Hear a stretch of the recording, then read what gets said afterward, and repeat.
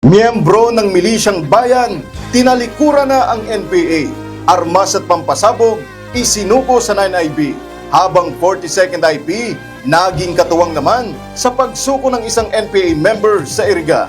Narito ang report. Tuluyan ang tinalikuran ni alias Agoy, ang Communist Terrorist Group, matapos na personal na dumulog sa himpilan ng 19th Infantry Battalion nitong araw ng Miyerkules. Si Agoy ay miyembro ng Milisyang Bayan ng Platoon 3 SRC-5 BRPC na nahikayat ng 9IB sa tulong ng 502 Ready Reserve Infantry Battalion, 502 CDC 5th RCDG. Isinuko rin niya ang isang caliber 38 revolver pistol at isang anti-personnel mine.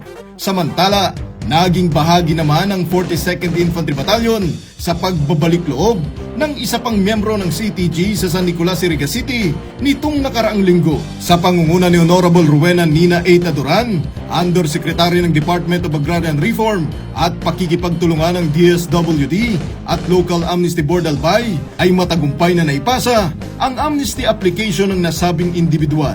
Kaugnay nito, patuloy ang paghikayat ng pamunuan ng 9ID sa mga natitira pang miyembro ng CTG na sumuko at kuning oportunidad ang programa ng pamahalaan, partikular na ang Local Amnesty Program. Kapayapaan para sa lahat. Jiro Banania, Spare News.